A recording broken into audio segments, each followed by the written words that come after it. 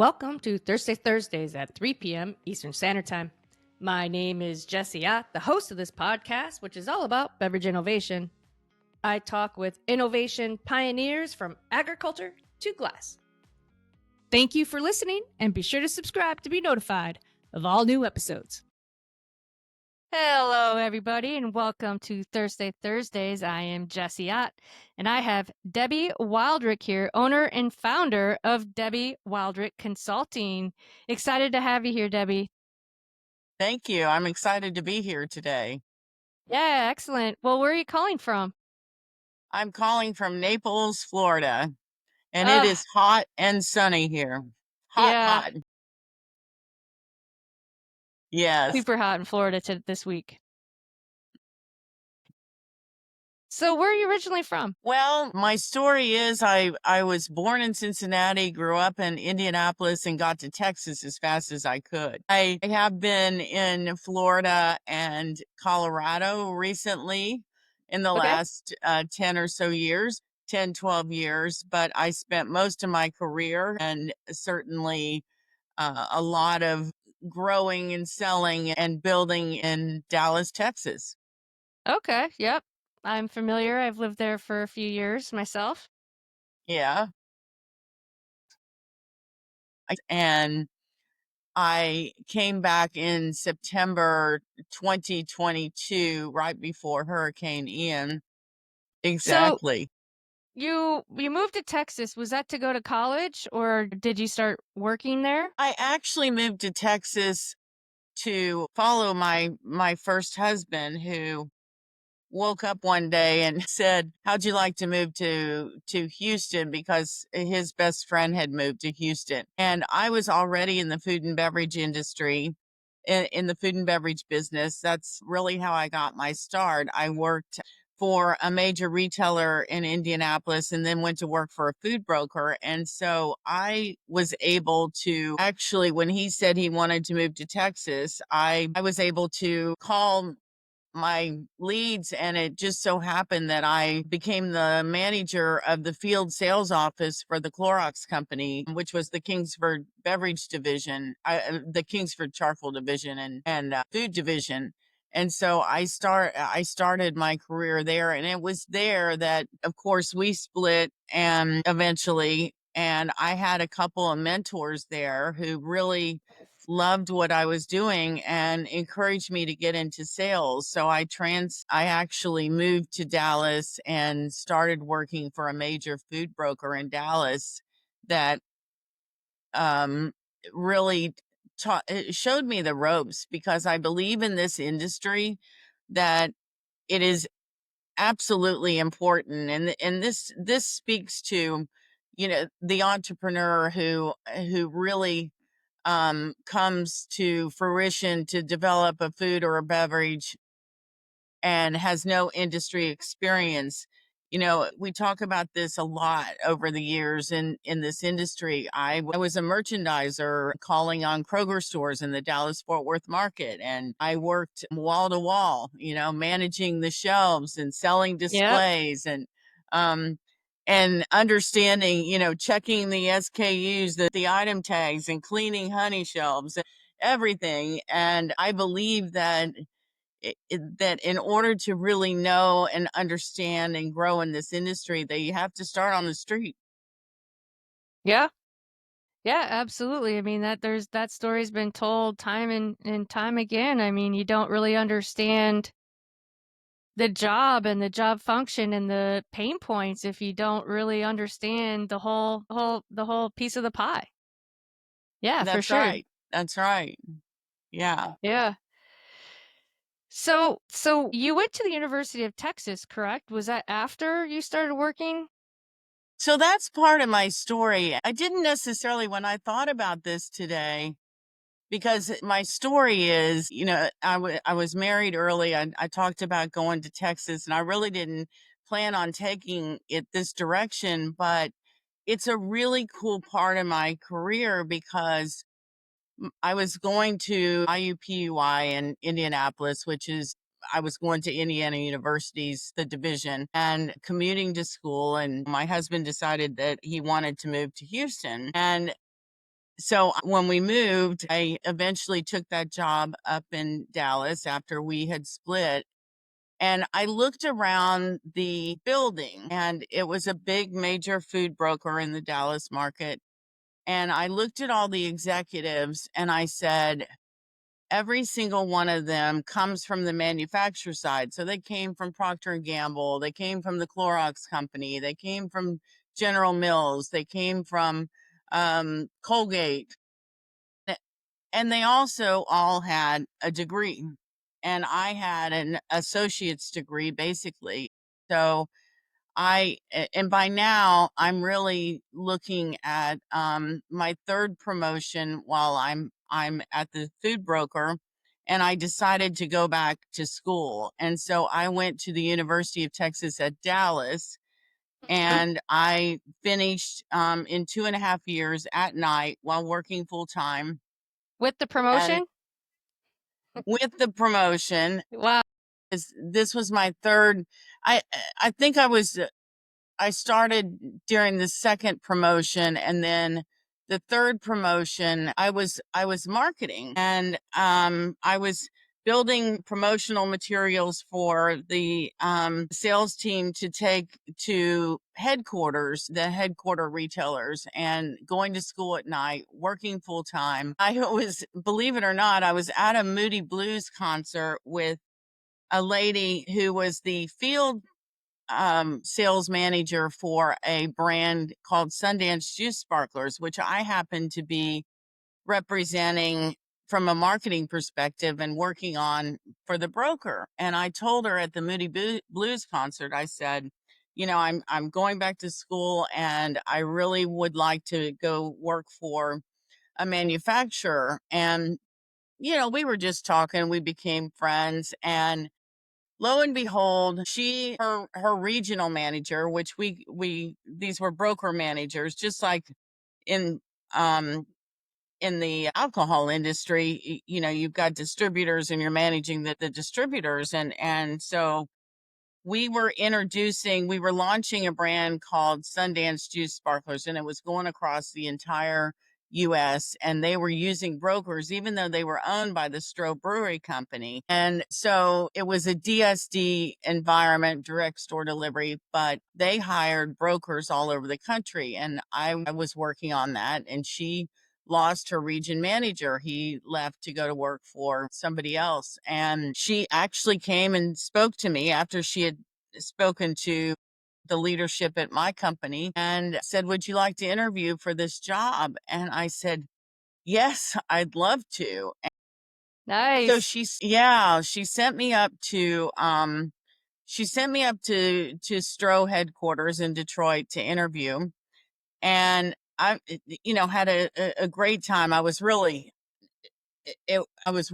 really nervous, but yet I was in, I was Fired up. just, I'm fired up. I got to get this job. And one of the guys that would eventually hire me later on to another company, he was asking me things like, what kind of sports did you play in college, or what did you do, what in high school, all these things that, I came from an intellectual family, so I didn't, we didn't even, we didn't even really play sports. I was the last one to be picked on the kickball team. I was like, wow, he's trying to test my competitiveness. And I even interviewed with Peter Stroh, and so I fly back home, and they told my boss, who was Kay, she was a little 4'9" pistol. She would cuss like a sailor, and you know, wear mini skirts. She had been with Gatorade before, building the Gatorade brand, and that was when Gatorade was only $100 million brand. And she comes to me and she says, well, they liked you. They really liked you. And of course, you don't have any experience managing brokers. You've only worked for a broker. But they said they really liked you, but you don't have a lot of experience. But they told me that if I want to hire you and I believe in you, that I can. And she did. Nice. My salary went up by 40%. I had a company car. I had a bonus. I built my first house by myself right after taking that job, and I was traveling all over, managed. I had 12 states, and I also learned some really critical things during that time. Number one, I was always kicking myself because I didn't go to college for 4 years. Oh, the other thing about that story, because I think this is really neat, because I like this is so much part of my story, is that she said to me, this was January and I was graduating in May. And she said, you're going to be traveling a lot. So you might have to put off your graduation. And I said to myself, I said, by God, there's no way. It took me 2.5 years to do it. I'm graduating in May. I've got 3 classes left this semester. And so I went to each one of those professors and I negotiated with them terms on how I could continue with the class. One of them had me grading papers. Another one had me giving a presentation on how to build a brand, believe it or not.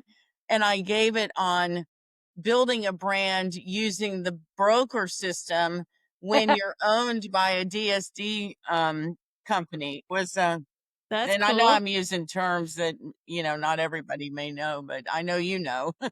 Yeah, Um, you're okay. and yeah, and so she said, you're not going to be, and I went to all 3 professors. Somehow I negotiated a way to not be in class all the time. I'd try to make the class whenever I could. And I graduated in May. She was at my graduation. And I just became, it was such an a, important part of my career because I was always kicking myself. I was just getting ready to turn 30, and I was like, why didn't you go to college for 4 years and go to work for Procter and Gamble and get trained like everybody else gets trained?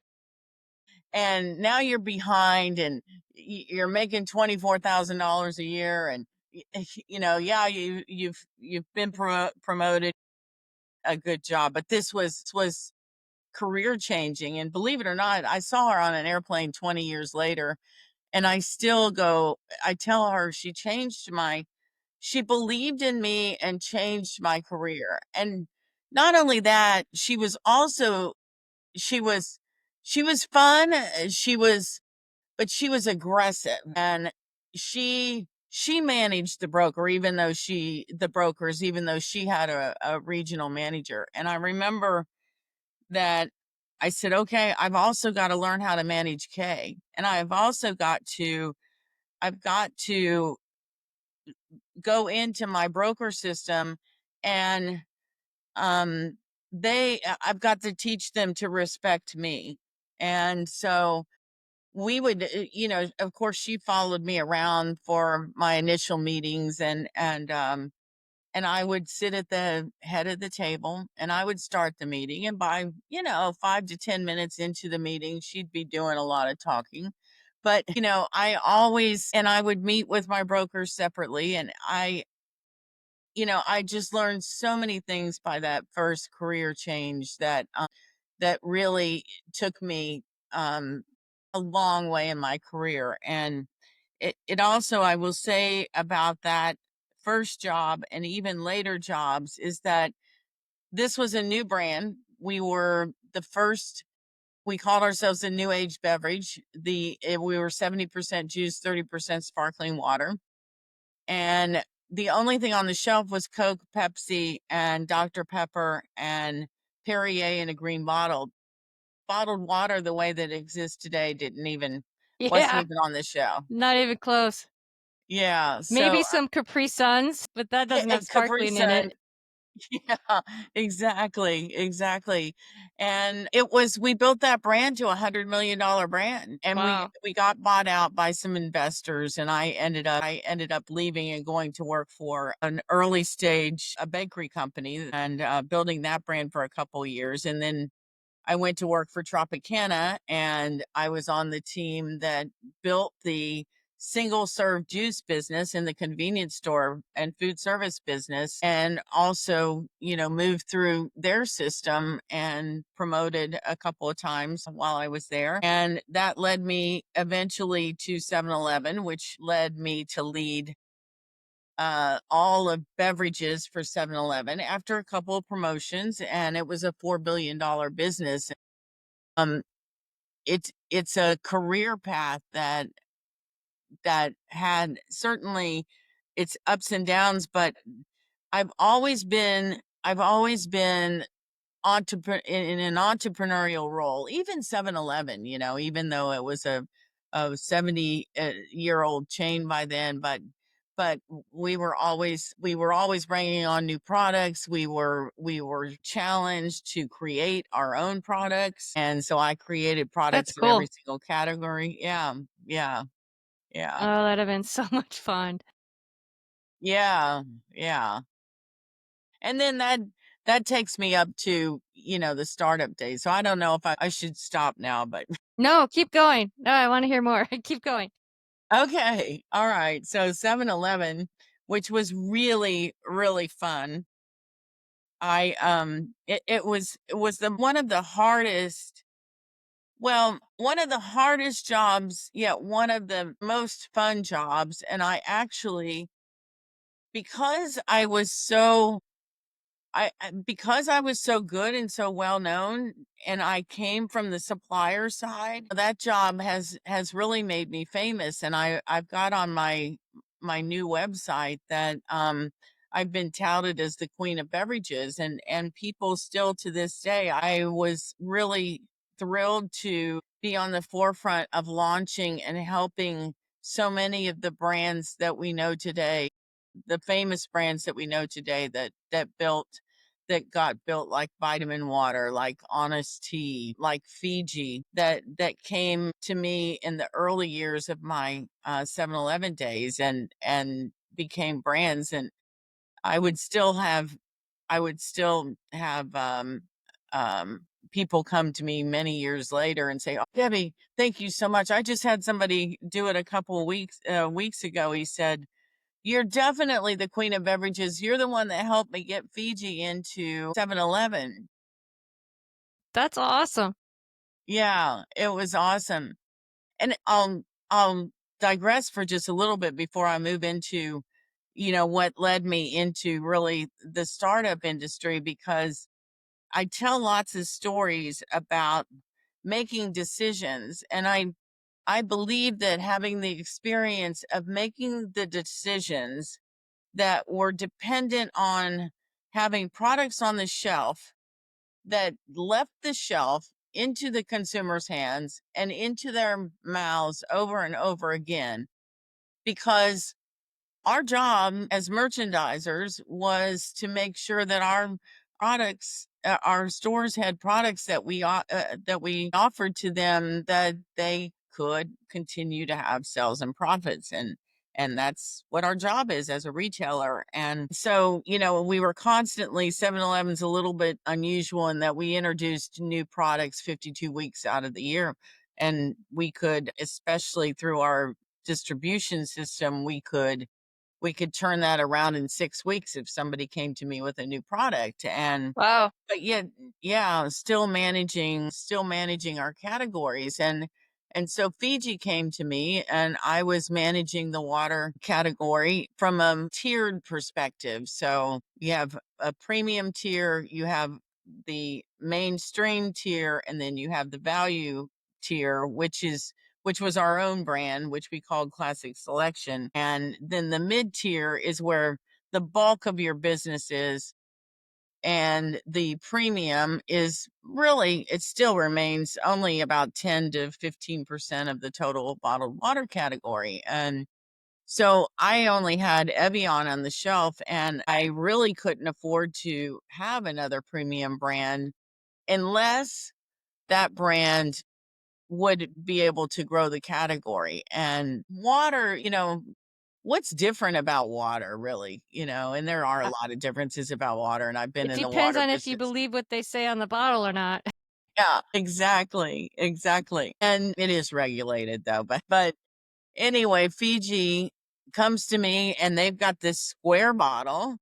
It's beautiful. They've got their story and then you can see through the bottle and you can see this waterfall. And I said, yeah, you got to have differentiation in order to come on the shelf in a segment of the category that only represents 10% of the business. I don't have enough room in the doors to put additional brands on there unless you've got something different.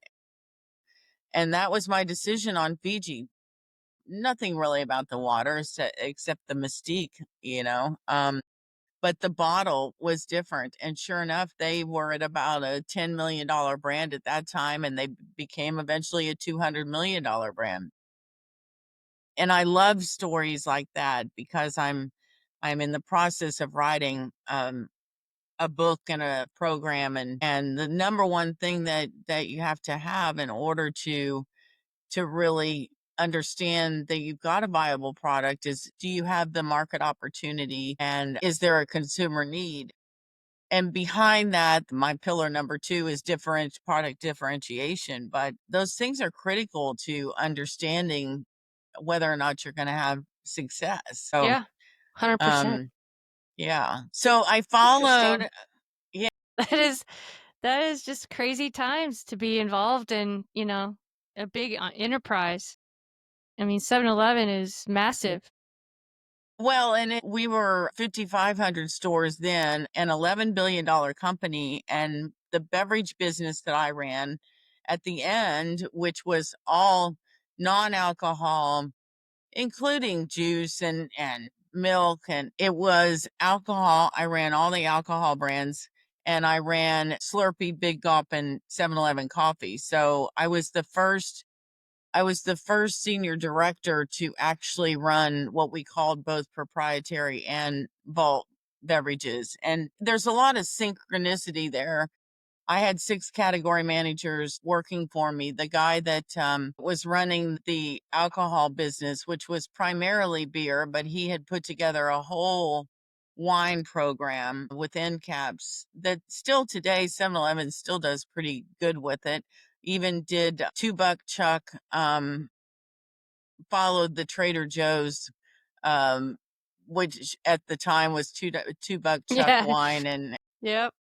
yeah, and he really did well with the beer business because he really focused on capitalizing on imports, because the main guys, the Anheuser-Busch and Miller and Coors, of course, were stable to declining. And so he really kept the beer business going because of really capitalizing on imports. I praised him. I actually recommended that he took my position when I left, and he ends up not being a very good manager, which I sort of knew that might happen, but still he was a really smart guy. But I had six category managers working for me, and I had been following a brand that was not even a brand. I had been invited up. I had a gentleman help me create my own energy drink, and we called it Mad Croc. And it had the original label had a bull with a crocodile. No, wait. It was a crocodile with a bull out of its mouth. And eventually I had him take the trademark because he got sued and by Red Bull. But anyway, I know. but it was a very successful energy drink. And so he calls me up one day and he says, how'd you like to come up to Harvard and meet the chemist who's doing a functional beverage for me, and see what it's all about? And I flew up to Harvard and I met this chemist who was doing a beverage that was based in quercetin, and so it was really high in antioxidants and had some other elements to it, but they had already done some cognitive testing on it, and it was a concentrate. And so I met the chemist and it was actually built your energy levels through the strength of the antioxidants and actually helping to So we build up free radicals either through toxins in the environment or our eating habits or even working out. We actually build up these free radicals, and they can even cause cancer. I mean, we all have cancer cells in us, and if we're having issues with the free radicals and our cells are not really linking together, it's been a while since I talked about this science, but then we've got all kinds of problems. And so eventually, so he starts shipping me this product in big green jugs, and I'm mixing it at home. And my husband and at the time and I are drinking it every morning. He would actually say to me, "We need some more green shit," because it came in a green because it was one of those products where you didn't necessarily feel it immediately, but you missed it when you didn't have it. Have it. Yeah. And yeah, and so I kept on following them. I kept on following them, and he eventually, this investor that invited me up to Harvard, he found a CEO, found somebody to run it, and started marketing it, and eventually put it into a can. And they came to present to my category manager at 7-Eleven, and they had called me up, and I told my category manager that I wanted to be in the meeting. Because I had been following them so long, I found myself selling the product for them. So, I kept on thinking about it. I kept on thinking about it. And I called him 2 weeks later and I said, "How'd you like for me to come and run your national sales organization?" And they said, "Yeah, please come interview." And I was in the greatest job at 7-Eleven. I had the second year of a big bonus coming. And so it also meant that if I did this, that I needed company ownership, stock options. I needed a pretty extreme increase in salary to make sure that I covered that bonus that I had coming. And sure enough, I did it. And Wow. then, yeah, yeah. It's a big And step. so, It's hard to leave that paycheck and that consistency, but it's also yeah. fun to start fresh on something completely new and different. Mhm. Mhm. Yeah. And while I've that particular startup, the paycheck was there, the bonus, the ability to make even more money was contingent on our ability to have success. And one of the things that really hurt us at FRS, we called it free radical scavengers. FRS stood for free radical scavengers. One of the things could be the name, but also we did an excellent job of penetrating all across the western coast of the United States and even selling to our first major retailer, hiring teams, and it did not leave the shelf. It did not leave the shelf. And part of the reason we even had Lance Armstrong as our spokesperson, because we had done testing with cyclists, and we increased cyclists by 3%, which was unheard of unless they were high altitude training. And their performance by drinking FRS, they increased their performance by 3%. And so, That's yeah, it was incredible. really incredible. Yeah, and we got Lance Armstrong because he believed so much in the product, and we were doing well, but we made some mistakes along the way. And I'm still convinced that, I told you the story where when we would run out of the green shit, we'd have to get some more because you recognize the benefits when you drink it. And not when you drink it immediately, but and the consumer is still this way. I mean, this is why functional beverages are continuing to increase, but they are still a challenge because the consumer wants immediate gratification. And they weren't, if you were sitting on your couch drinking an FRS and not really moving, you didn't you didn't feel anything. If you drank FRS before you went out for a run or a bike ride, you got great results from it. If you drank FRS before you were going to stay up all night and do spreadsheet work, which I did that a lot. You got great benefits because we had the cognitive results, but to every day to be able to market that to the consumer and have them pull it off the shelf. And so, in the long run, we were not successful. And so Sure. I'd like to have yeah, some of that right now.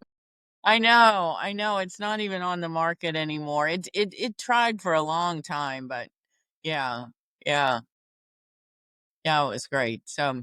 So I Bummer. proceeded for the last 20 years or so. I've worked either directly for startups. I came to Naples the first time around, and we're still again working on this, but we had to shut the company down the first time that I was here, which is a source water from Brazil, which is a premium water with really low what's called total dissolved solids. So it's marketed as the purest water in the world. We haven't been able to get it off the ground because we haven't been able to raise money. And the first time around we had to shut it down because the CEO ran off with money. And so, I'm talking about all the kinds of things that can happen in the startup world, and it's crazy. Yeah, it is. You gotta be careful. And, I guess that's kind of why I always just said, I can't do this. I can't work for anyone else anymore. I just had to do it myself. And Absolutely. that's not easy either. It takes time. No, it's not, because there isn't that paycheck that you talked about, that stability. And so you've always got, raising your money. I helped to start a consulting firm up in New Jersey with a couple of partners, and I ran the strategy business, and our investors actually came in and said to us, we're going to put you all on salary. And that was a blessing because we weren't on salary in the beginning. Whenever I'm on my own, it's, it's very dependent on where the income comes from as to the next client that you acquire, or what you're doing to build your business otherwise. The podcasting, the building programs like Yeah. So why don't you talk to us about what you're doing now and the services that you provide?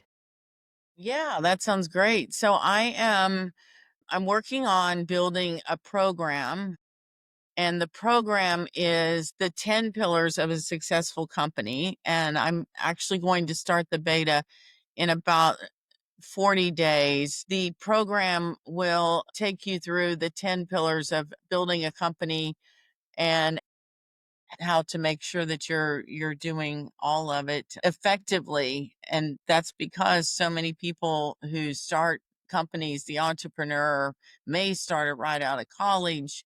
They may have an idea because they saw a consumer need, that and they didn't see a product, but have no clue. So I'm building a program to help the entrepreneur actually move through that. And then the other piece of my business that I really specialize in, because I have experience across all verticals, I understand every aspect of the business, from sales and distribution to raising money to the financials that are needed to effectively run the business. So I'm actually consulting, coaching those companies that are in the early to mid stage that need assistance in a particular area. And I like to start out with doing due diligence. So digging into their business and understanding where they are today, and then giving them specific areas that they can take action on immediately to begin to scale their business to the next level. So Okay, that's very what cool. I'm doing. Yeah. Nice. So just a few things. Yeah. Just a few things. Just a few things. So you're keeping busy. That's good. Staying out of That's trouble. right. That's right. Well, how can people get a hold of you? So my website is really easy, debbiewildrick.com. That's DebbieWildrick.com. And I'm at Debbie@debbiewildrick.com. If you go to my website, you can find my email address, you can find a contact page, and you can find my phone number even. And certainly text me. I also have a calendar that you can book a 30-minute meeting with me that we can start. And then I'm just about a day away from finishing a page that we can put in the promotional materials, which is free.debbiewildrick.com. And if you go to that page, you'll get an overview of market opportunity and consumer need, free download, which is like a white paper Yeah, that gives nice. you, yeah, Yeah, that's cool. Little yeah, education. that's Yeah, right. That's right. that's awesome. Well, is there anything else that you wanna talk about before we head over to mentors and resources and all those fun things? I think I told everything that I feel like has given hopefully the teams that are listening, or the people that are listening, a great story. Yeah, I think so too, for sure. Thank you. Yeah. Well, you mentioned someone that you considered a mentor when, your career kinda, you know, I guess, took off in a new Yes. direction. Do you wanna talk about any other mentors that were instrumental in your career transitions? Is there anyone else? Yeah, and that was really, that particular mentor was in my life through a lot of those early years, and the one that actually encouraged me to get into sales. But one mentor, and I've actually written a program on mentoring because I think it's key to our success, whether it's anything from personal to business. But we don't always just happen to get a mentor. And when I was with Tropicana, I had been promoted to national accounts, and I had interviewed 3 different times for the director level. And the last time that I had interviewed, I thought I was a shoe-in for the job. It was managing the convenience store and food service business, as a managing the business as a director. And I had been in national accounts and, managing brokers and so forth. And I thought I was a shoe in, and it had been very successful. And they a guy who really didn't know me that well, who hired one of his buddies and promoted Mhm. him. So Same I old called, story. yeah, I called one of my best friends in the company, who had started with Tropicana on the same team, but he was in Florida, I was in Texas. And I said, Scott, and I knew when I called him, I said, Scott, will you be my mentor? And this is what's happening. And he's already a director. And he said, yes, I'd love to be. And he actually took a mentoring course and followed that with me. I will never, Wow, that's super I'll cool. never forget the things that he did for me. And so I've written a couple of different, I've given some speeches on it. But it's really about knowing a time in your life when you need a mentor, and then managing your mentor relationship. Whether Scott, of course, managed it for me because I didn't know anything about it. I just called him and said, I need you to help me. The way that he managed it taught me to then understand, not only the next time around when I needed a mentor, which there are several stories where I chose to do that because I had hit some sort of roadblock. But he also really taught me how to be a valuable mentor to others. And I've been doing that for years and years as well, especially That's women, great. by the way. I love that. That's really awesome. I think that, being able to pay that back is, Hmm. really important to the future generations, Absolutely. and helping them with the greatest success that an individual can get, because if you don't get it, in a lot of ways it can become difficult. Absolutely. Most people don't know how to navigate that or ask or do things like that, but I think when you're in an environment like a Tropicana, that's probably could be from the corporate side of things where, yeah, Hmm. the company paid for the mentoring course and, some companies are just really good that way to have access to mentors. I think my situations, people kind of wanted to try to figure it out, but it was just never a thing. Mm-hmm. And mm, yeah. I want to add something too to that because I had what's called a sponsor. I ended up having a faux pas because everybody wondered why at 7-Eleven, my boss who got me promoted twice actually, because I ran all the center of the store. I talk a lot about beverages, but I do have food experience too. And my first one, which he promoted me to, was managing center of the store. But anyway, he was one of those guys where he kept on growing in the organization. And everybody's behind the scenes saying, "How does Kevin really do that?" And and so I wouldn't necessarily call him a mentor, but he was a huge sponsor. And sometimes it's just like Kay, my early example when she got me the job at Stroh, she was my sponsor. And when you have a sponsor, it's the person who really may not necessarily teach you anything or maybe teach you some things, but they just really got your back all the way through helping you through the organization. And those are key to growth as well. Yeah, no, 100%. What about any resources? Resources like, what do you Like, I mean don't by that? know, outside of mentors, did you read any books, podcasts, or like any YPL organizations or anything like that from a professional standpoint?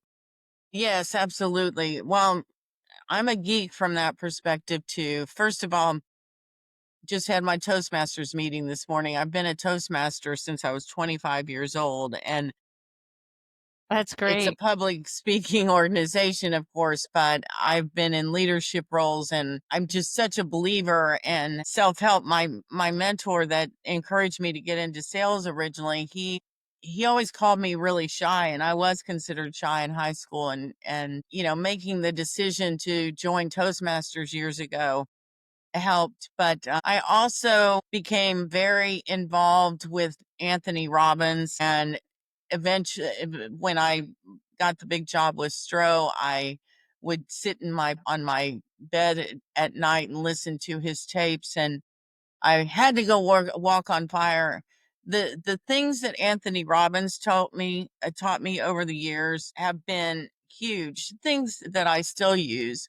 I've read, I mean, I'm looking at my shelf now. I've only kept some of the books that were the most valuable, but was constantly through my career reading any number of books. Jim Collins. I can't remember my favorite book, but we were introduced to him at 7-Eleven by the second CEO that I worked under, and it's about servant leadership, and so yeah, I'm just always looking to learn more. You're a learner Right? like me. Yeah, yeah, yeah. I Yes. love learning. It's, Mhm. Mhm. you know, It absolutely enjoy it. is. Yeah.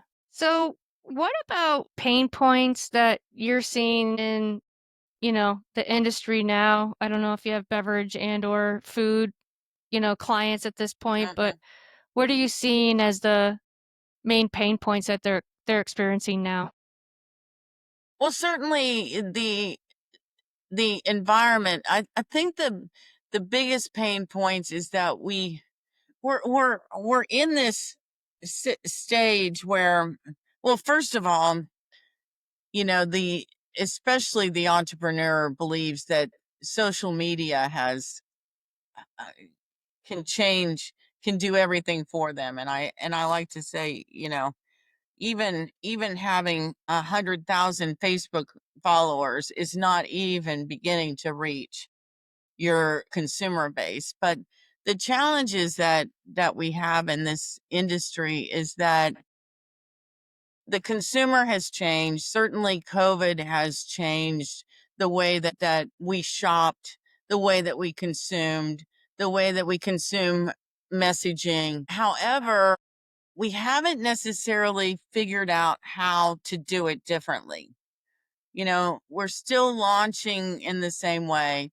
Publix is still running by BOGOs as their main way to promote to the consumer, as an example. And I think Publix is a great retailer, but just It's was nuts. in there buying a couple of BOGOs Yeah. yesterday. So I recently sold to we lost our ass on promoting. I mean, one of the biggest challenges, I spent the last 2 years as the president of the beverage division of a produce company, and we sold, among other things, 100% watermelon juice. And Publix had on our agua frescas in particular, but both watermelon juice and agua frescas, they had demanded that the only way that we could grow our business was to run these BOGOs every other month. And it killed us. It killed Yeah. us. And I ended up doing a bunch of analysis and discovered that we were not, It's not sustainable. yeah, it's Yeah. not sustainable, and losing our butt. And so, we stopped doing it, and then eventually we got discontinued. And the reason I tell that story is because I think that we're still trying, even though so much has changed in our environment, and I don't have all the answers, or even to begin to know the answers. I've thought for the last 3 to 5 years that the most important thing that I could really work on was to figure out how we begin to change the way that we do business based on shopping patterns and shopping habits.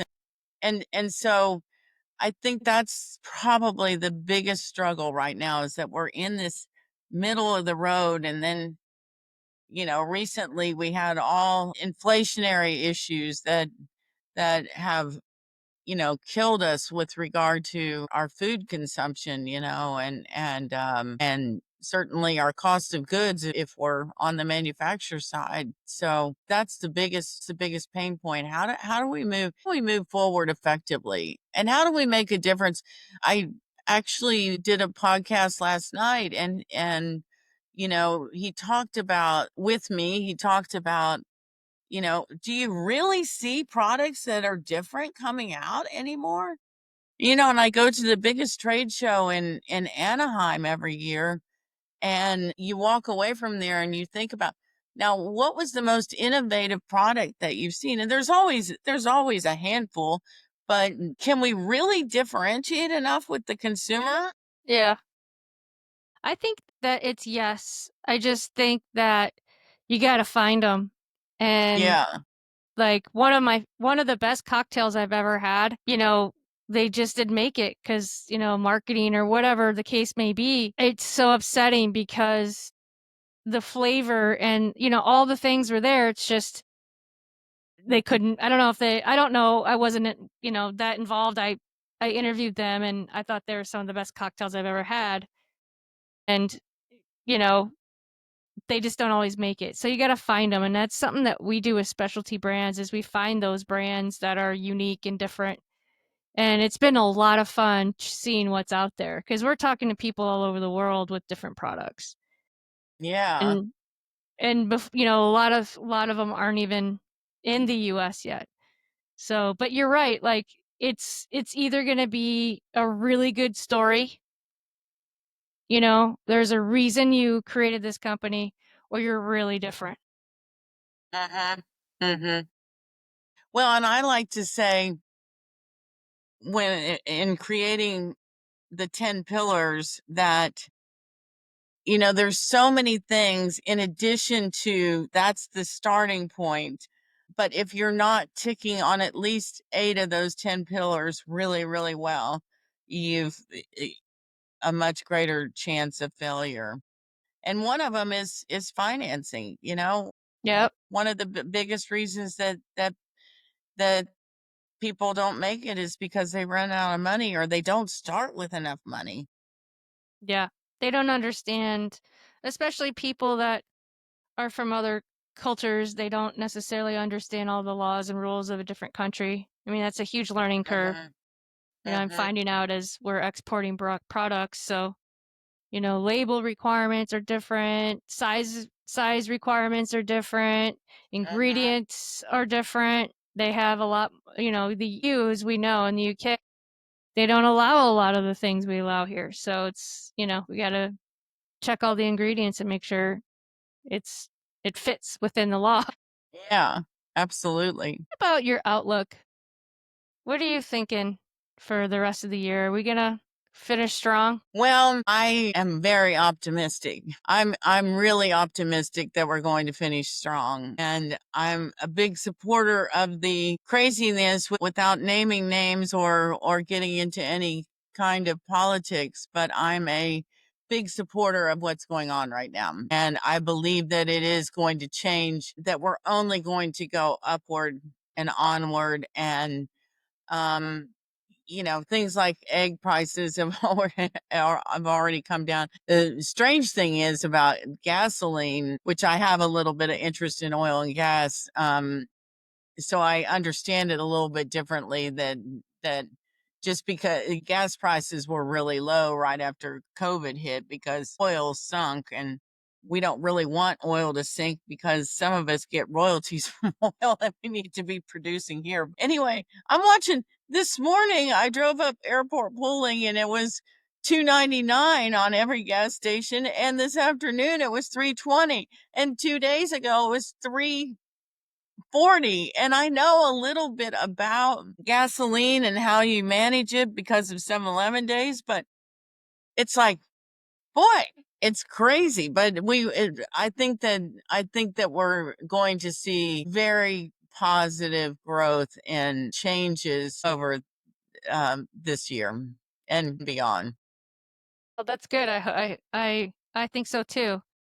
I think, people are panicking about this, that, or the other, or, people aren't drinking anymore and they're taking the shots and they're drinking in a Bev, but we're still chugging away out there. I mean, different sectors are kind of going up and down, but I think that all in all, we'll still be a healthy economy. We always rebound. Mhm.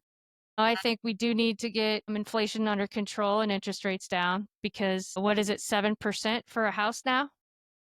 Yeah, People aren't going to buy houses. It's just not going to happen. So I think when you think about, the economics and where we fit in, for you more on the food side, people need to eat to live, but people don't need to drink alcohol to live. We're kind of a added benefit to the day. And yeah, so we're dependent upon that extra income for us to fit in that lifestyle. So a lot of yeah. times, But especially with the RTDs, they're smaller pack sizes. And so I think that that also hits the pocketbook a lot less. So yeah, I'm with you. I really hope that changes, like good changes can come. It's really hard to do on an economy that is a world economy. It's not the American economy, it's not the Europe economy, it's not China, it's global. And that's going to be a hard challenge to overcome, but hopefully there will be some good that comes out of it, and I think there will be. yeah. And we can't really expect it to happen overnight because economics tells you that it won't happen Yeah. overnight. And sometimes the needles that you move in the right direction can take 2, 3, 4 years. We used to talk about this a lot, that just because a president has a good economy when they're um, does not mean that they were the one that affected the change of that economy, and vice versa. But it certainly can be. I mean, some changes can be made that are so disastrous. I mean, to nobody's fault other than how certain things were handled. The disaster around the world of COVID and how we chose to handle it will forever be a destroyer of economies, because the shutdowns and the continued shutdowns. And I'm can't get into it, but I'm just a huge believer that we made so many mistakes along the way, and let it go on way, way, way too long, and destroyed businesses and destroyed people's lives. And so forth. So that is hard to recover from. Yeah. Yeah, it really is. All right, Debbie. So I have one final segment. Okay. Do you want the rapid fire questions or do you want to talk about your passions outside of work? I'll let you choose. How about rapid fire questions? Okay. If you were a cocktail, what would you be? If I were a cocktail, a I would be a Tito's martini with a lemon twist. Ooh, yummy. Yummy, yum. We just had a favorite martini the other day. Dirty, though, not with a twist. Well, and I said Tito's. I just told you what I drank on a regular basis, but I'd like to throw in the Tito's because I happen to know Tito. Oh, that's Uh, cool. yeah, yeah. I've And I heard a just think, story. yeah, I just think, you know, the, the simple but the simple but the pleasures of having something that's just who I am. That's just who I am. My wife is a vodka drinker and she loves Tito's too. Really. Yeah, I'll make martinis from time to time here at the house. It's actually sounding really good. Yeah. Sounding yummy. Oh, okay. What's your favorite food? That goes. So my husband, who is new to me as of January, we just got married in January. He and I are both cooks. He's a spectacular cook. But my favorite food is I can't say bone and ribeye. Mm, I mean, we cook so many things. He does a lot of Indian style cooking with Indian spices and so forth. yummy. He actually sold beef Wellingtons over the holidays. So I'm a big beef person. I practice keto. So, but we always say we make we make so many things so well at home that w- we don't even like to eat out that much anymore. Yeah, I So, understand that. yeah, yeah. Bone and ribeye. Uh, I don't know why I just picked that. It- Your beef and body is wanting it. yeah, yeah, and we have one in the freezer, so that may There you be go. dinner tonight. Sounds good. What do you cook for sides then with keto? You do greens? Greens. We usually do a salad. He usually does a lot of times he'll do spinach, bok choy. Yeah, that kind of. Mm-hmm. Yeah. Nice. Okay. Third and final question is what's your favorite place to visit? There you go again with the favorites. Well, okay. What's the first memory that comes to mind? What was the What first place? the first memory that comes to mind was Spain. Okay. So Nice. love Spain. So my first trip to Europe was Spain, and we did 9 cities in 12 days. It was Wow.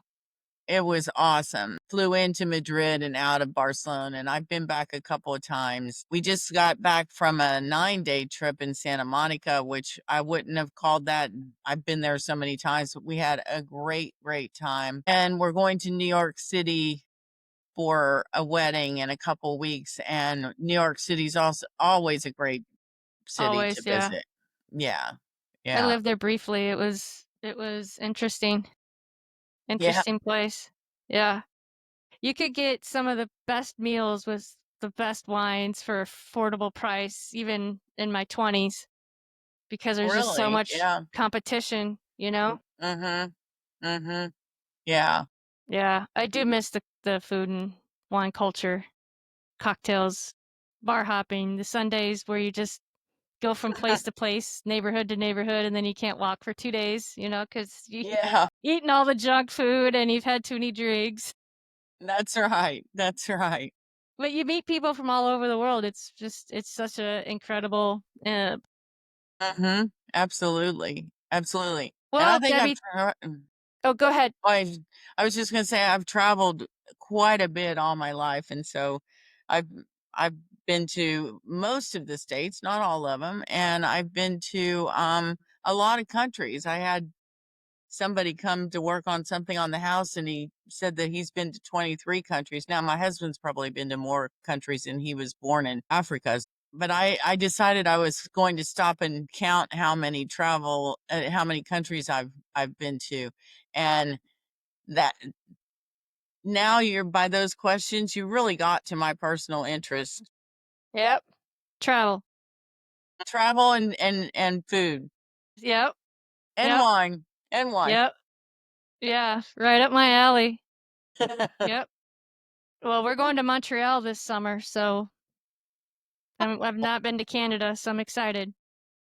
Yeah, I was in Montreal about 3 no, 6 years ago. I have to always think of 6, 7 years ago because my husband died, and it was one Sorry of to our hear that. last trips. Yeah, thank you. He's been gone now almost 7 years, but anyway. Okay. Well, Debbie, thank you so much for coming on the show and sharing your story with us. You have some amazing experiences. I can tell how much you really enjoyed that 7-Eleven experience and then the FRC product that you were very passionate Yeah, about. It's too bad that didn't work out cuz the world would be, going nuts over it now. I think so. Yeah, for sure. But yeah, thank you so much. I'm excited that you came on to talk about all the things you're up to, and hopefully, somebody will see your segment and get in touch with you. That sounds great. Thank you so much. It was a real pleasure. Good. Excellent. Thank you so much. I'll let you get back to it and wave goodbye. Okay. All right. Produced by Fedora J Productions.